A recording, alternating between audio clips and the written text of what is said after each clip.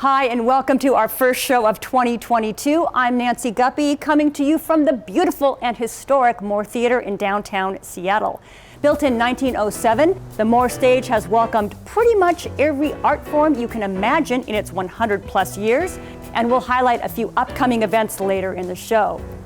For now, we've got a great lineup for you, including the Zack Static Sect, 63 Questions, and the Highway 99 AllStars reunite. And we'll begin with Brittany Davis, an amazing musician and a remarkable human being.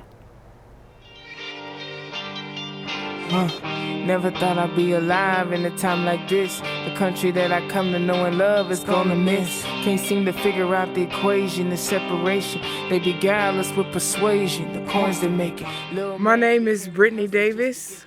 I am a vessel of sound. I am a channeler of music and translator of sonic divinity.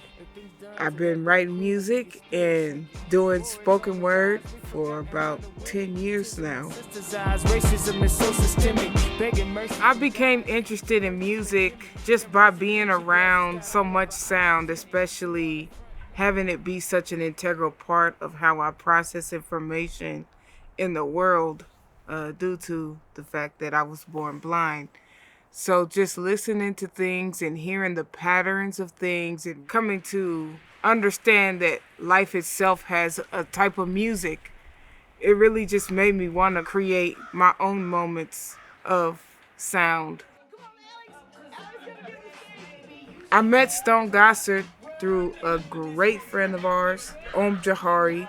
She was very instrumental in making that connection between Stone and I, and he and I really just hit it off. Meeting him for the first time was like meeting a friend. It was like, hey, how you doing? I'm doing good. Oh, this dude is cool, man. I like him. Stone is going to release my record, my first EP to the world, called I Choose to Live, through his independent label called Loose Groove. And it's been such a journey. We have gone through so many different things to get to this point, you know? And it's such an honor to be releasing this record with these people in this record label. Young girl running fast, watch the moments pass, every day like the last. Sure, she can make a change, captivated by her chains, always feeling last. And she runs, yeah, she runs faster than the sun.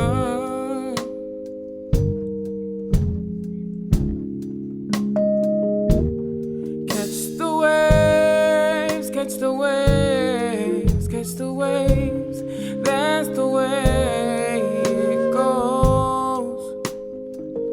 Despite her loss, she glows. She Glows is, wow, that's kind of deep, because She Glows represents the fighter inside of me, the spirit that doesn't give up. She Glows is literally my heart's cry in a world where I'm not allowed to see and everybody else can, with their eyes anyway. I feel like sometimes my light gets snuffed out by all of the opinions of those with the privilege of sight. It's about you, you're not typical, yeah. Find your wings and fly, and she runs. Piano was the first instrument I learned. It was so random because one day I heard the song Winnie the Pooh, the theme song. Winnie the Pooh, Winnie the... And I kept hearing it in my head. And one day I sat down at the piano in my preschool class and began to play it. And my teachers was like, this kid is something else. And they called my grandmother. She got serious. She was like, oh, okay, we got to get something going on. Because I was playing this by ear without having known what the notes were, not having any musical theory under my belt at 3 years old. Piano was the very first language that I learned to express my language of music on.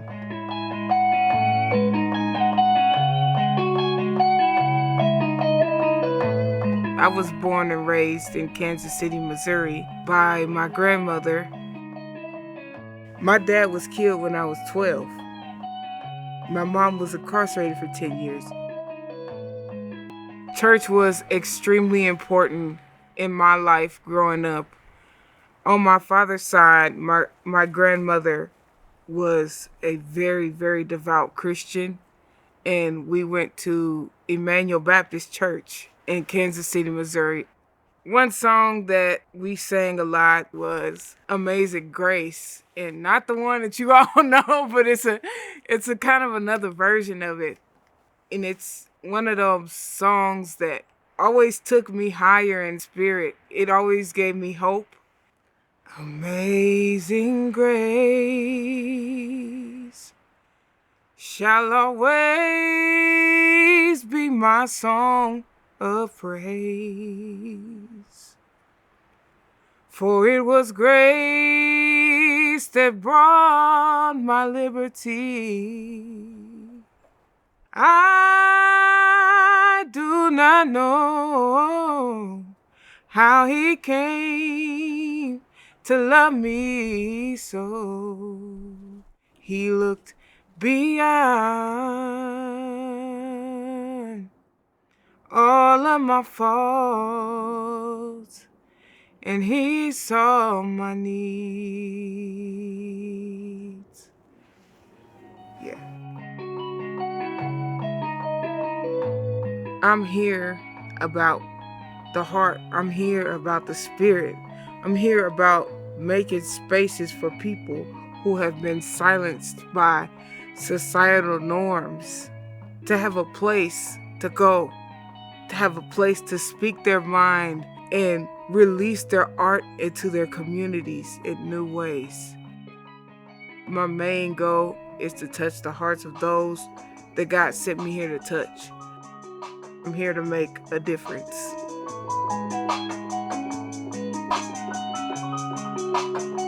Brittany's debut record, I Choose to Live, is slated for release in early 2022.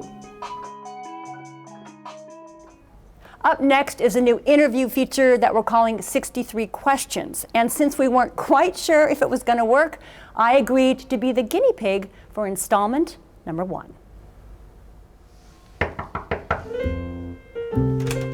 Hi there! Hi! Come on in. Thank you. Thanks so much for having us. Oh, yeah. And thank you for saying yes to 63 questions. Well, of course. What did you think when I first asked you to do this? Well, I wasn't sure if I had 63 good answers, so we'll see. Well, you have a lot going on in here. Oh my gosh, so much art.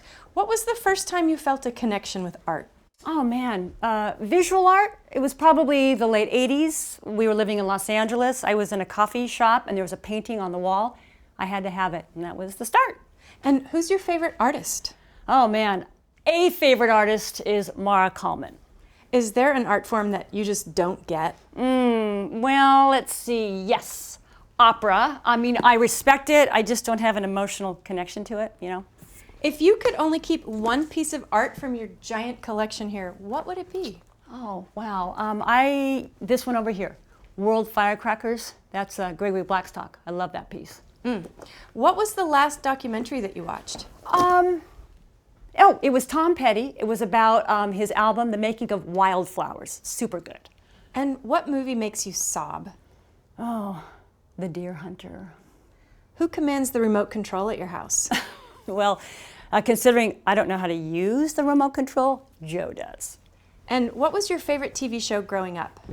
Oh, That Girl. Diamonds, daisies, snowflakes, that girl. What's your favorite album of all time? Oh, okay, in the moment right now, it would be Hijira, Joni Mitchell. And who's your favorite Beatle? George as a kid, John as an adult. You want to see the deck? Ooh, yeah, I'd love to. Come on. Thanks. How long have you lived on Queen Anne? About 29 years. Ooh, and what is one thing you love about this neighborhood? I love all the cool old stairwells. Oh, hey, Joe. Oh, hey, Rosie. Are you a competitive person? Yes, but not because I want to win the game. I want to be good at the game. Do you have a nickname? I do. Hothead. Do you have an innie or an outie? Innie. What's your kryptonite? Bland indifference. What do you find most endearing about Joe? Many things, but I think it's fundamentally he's a very kind person. What about his most annoying trait? He doesn't do everything my way. Can I take a little? Oh, sure. Oh, yeah. Hey, Good job. thank you. Yeah. It's kind of cold. Let's go in. Yeah. So when you were a kid, what did you think you wanted to be? Oh, man, I had no clue what I wanted to be until I was like, I don't know, 23 or something like that. What was your first job? I worked at a Scandinavian bakery. Do you get stage fright? Oh, yes. What was your most stressful professional experience? Oh, I interviewed Art Garfunkel on the stage of the Neptune Theater in front of a live audience. What's the best advice you ever got? I was living at home. It was after college. I was kind of depressed, had no direction. My parents basically said, "We think it's time for you to move out." And they were right. What is harder for you, starting or stopping? Oh, stopping. Did you think Art Zone with Nancy Guppy would last this long? I didn't think it wouldn't. So you have a reputation for being funny. Do you crack yourself up? I do. What's the last thing that cracked you up? It was a text thread with my good friend Matt Olson. When was the last time a stranger recognized you?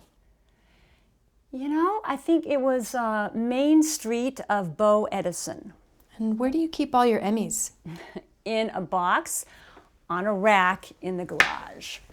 What did you have for breakfast today? I had cold pizza. What's your specialty in the kitchen? Coconut rice. Do you have a favorite spice? Yeah, cumin, and I hate parsley. What is your go-to snack? Potato chips. Favorite cocktail? Sparkling wine, i.e. champagne. Do you ever eat food that's expired? Of course. What is your most dreaded chore? Vacuuming the couch. Oh. What was the last book you read? The last book, Hamnet by Maggie O'Farrell. And are you a morning person or a night owl? Morning. What time did you get up today?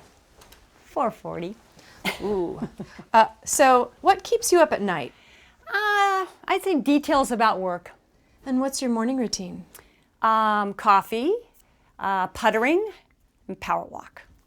And is that your guitar over there? Oh, yeah. You want to hear a song? Yeah, thanks. It's what I'm working on. Ready? Okay. E, A, D, G. Oh, wow. Goes from there. Yeah. So I'd love to see your closet. Oh, okay. Yeah. Right over in this corner. Cool. Fashion-wise, who would you like to emulate? Patti Smith. And how do you characterize your look? I think my look is mix and match. What do you prefer, getting new things or getting rid of old ones? Oh, there is merits in both of those things. Do you have a fashion regret? Yes. I got my hair cut really, really short, and then I dyed it a very odd shade of red. What are your favorite pair of shoes? Oh, well, right now, it would be these blue suede shoes. And what's the platform. most you've ever paid for a pair of shoes? I respectfully decline to answer that question on the grounds that it will most definitely incriminate me. Let's go. So Nancy, what is the square root of 63 million? Oh, that's 57. Do you have siblings? Yeah, An older sister. And in what way are you the classic baby of the family? Oh, I'm a really good powder. What was your most memorable gift as a kid? Sgt. Pepper record. What's the last thing you were wrong about?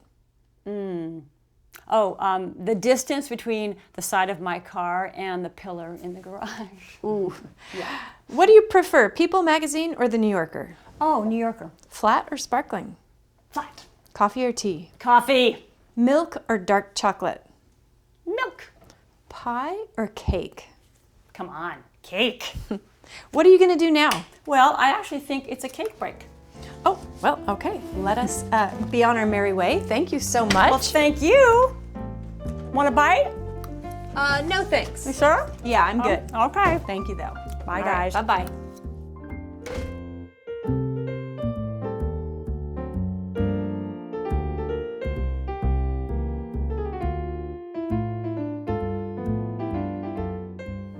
Our band this week is the Zack Static Sect, featuring Zack Static, Ryan Burns, and Dane Hudson. The trio performs their hit single, Down at Slim's, from the Clockout Lounge on Beacon Hill. All right, in 5, 4, 3, 2.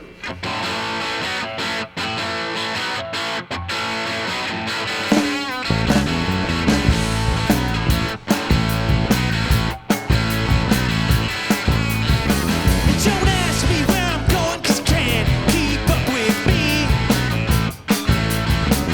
I'm going to the show to go find some company. 'Cause we're gonna make the scene down at Slim's. We're gonna make the scene down at Slim's. Down at Slim's is where I get my kicks. Gonna see all my friends who get lost in the mix.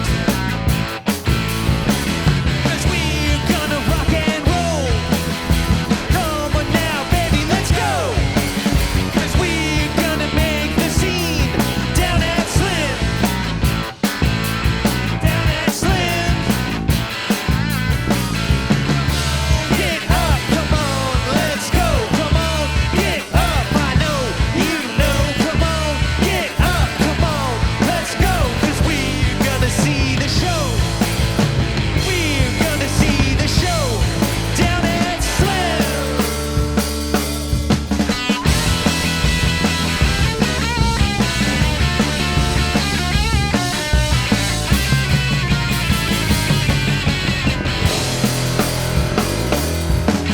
Down at Slim's is where we make the scene. Come on now, man, you know just what I mean. We're gonna rock and roll. Come on now, baby, let's go. We're gonna make the scene down at Slim. Down at Slim's. Down at Slim. Down at Slim's. Woo! Cool, all right.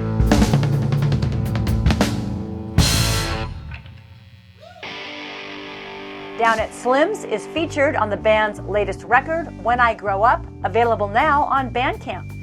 More about Clockout Lounge is at clockoutlounge.com.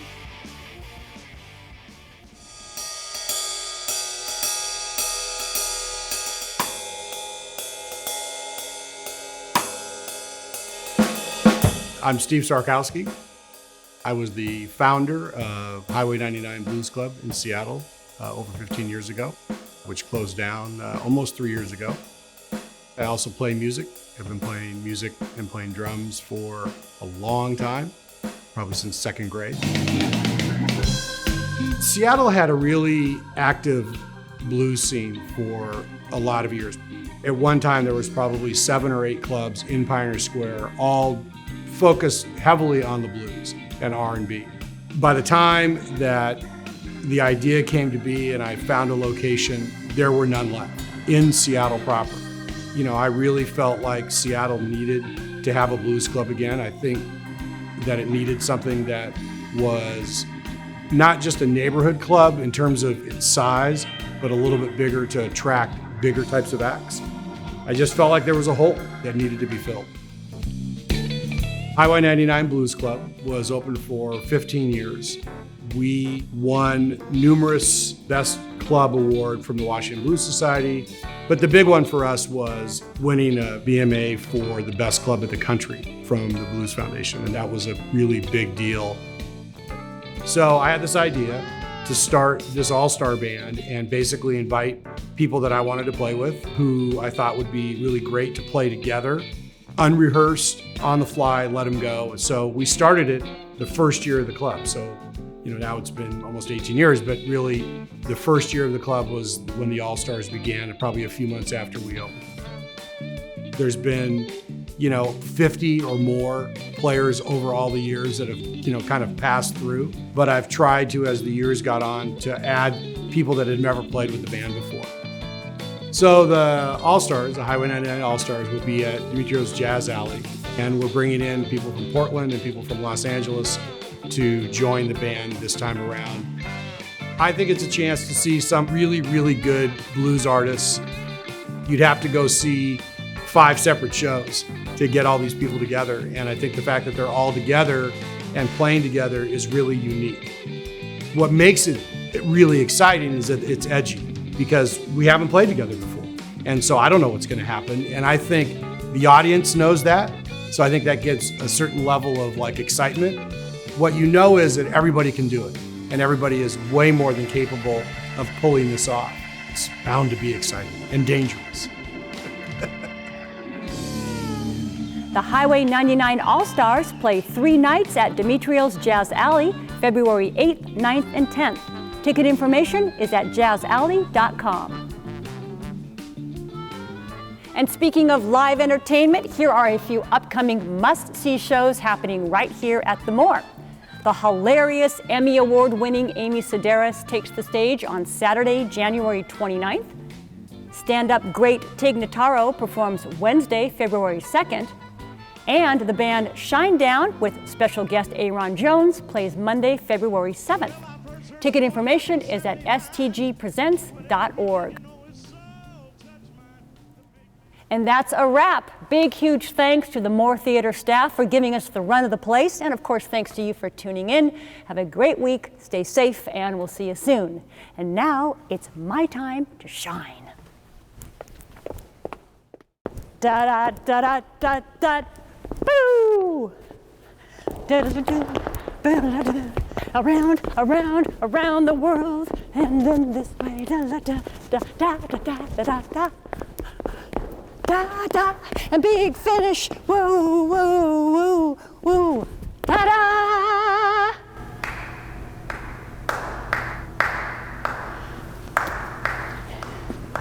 It's my money thing.